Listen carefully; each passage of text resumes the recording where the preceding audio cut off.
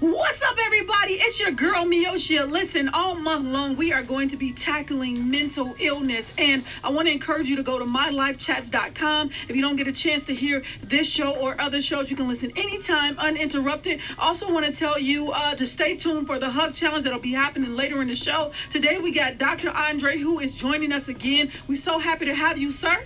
Happy to be here. Man, thank you. Dr. Andre is a psychologist. He's a psychologist. His practice is called Life Strategies.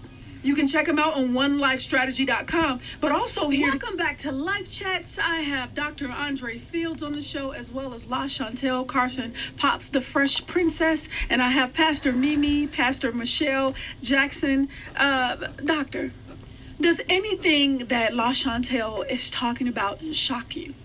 Not at all. What I heard her say is that I was in this crucible of pain, uncomfortable emotions, and I felt like I was going to be stuck there forever. And so the thoughts to escape that pain, begin to be birthed. And so that's the purpose of suicide. It is to escape pain. And things like that, confusion sometimes. So at the end of the day, once you're in that seat of pain and then you're hopeless, meaning it's never going to get better, I'm going to always be like this, then it's kind of, you want out. Wow. And is this just with depression, or does anxiety feel like this too? Does other mental disorders feel the same way? Oh, yeah, because, anxiety is painful as well. When you sit there to see the discomfort constantly, it can also just produce depressive symptoms. And so, yeah, they go hand in hand. How do you put a Band-Aid on mental pain, on spiritual pain? How do you do that? Well, most of our emotions are controlled by our thoughts. And so when the first thing you want to do is change the way you think. A lot of times people have this negative playlist or this playlist of negativity going on in their head, just like a song list. I'm a loser, nobody loves me, I'm not wanted, etc., etc. And so it's changing that narrative or that internal dialogue. That's a huge first step. Why are so many young people dealing with mental illness? Well, a lot of it has been attributed to social media. Also, just social expectations have, I guess they've gotten a little higher, and then just parenting style.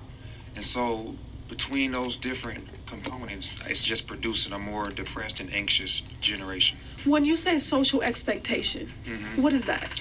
Just the notion that, you have to be super successful. You have to never get in trouble. It might not be verbalized like that, but that's the pressure that this younger generation is feeling. And it's more like a right now generation too. Like there's no waiting for it. There's really no working for it. It's I want it and I want it right now. Yeah. And it's really a false way of living. Oh yeah, there's a lot of impatience. I see that as working at a college. A lot of early 20-year-olds, late teens, they're very impatient.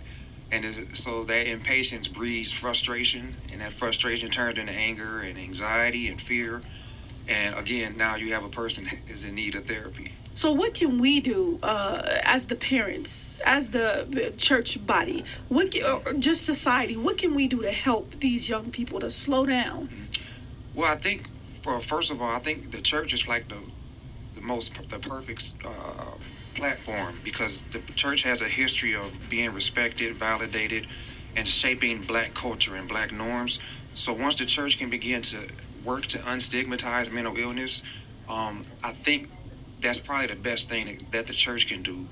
Dr. Andre, I know we don't have a lot of time, and we will continue on mylifechats.com this conversation, but why are you so passionate about young people? Because you were like, I need to be a part of that conversation. Well, because I've been a young man before. And Really? Oh, yeah. You look like you about 19. Yeah, I wish. But, childhood and especially adolescence in particular is one of the hardest phases of human growth and development. You're having all the hormonal changes, the physical changes, your relationships are changing. It's just naturally a stressful phase. And when you compound that with depression and anxiety and schizophrenia and all these different mental illnesses, it makes life doubly hard. So having been through that, it gives me a strong understanding of the fact that if these situations are left untreated, it's almost like there's no way out, and it's just going to get worse and go into adulthood, and then it's going to trickle down to their children, and the cycle will just keep going. Do you believe that a lot of the young people that are in prison right now need to be evaluated for mental illness? Oh yeah, definitely. Yeah, a lot of mental illness, it kind of goes undetected. You know, people just think you're a bad person. Is it undetected or just ignored? I think it's probably a little bit of both. Sometimes we will see it, but we don't maybe have the knowledge to know why is this person talking like this or behaving in this way. Is it easier just to lock them up sometimes? I guess so, because that's what they're doing.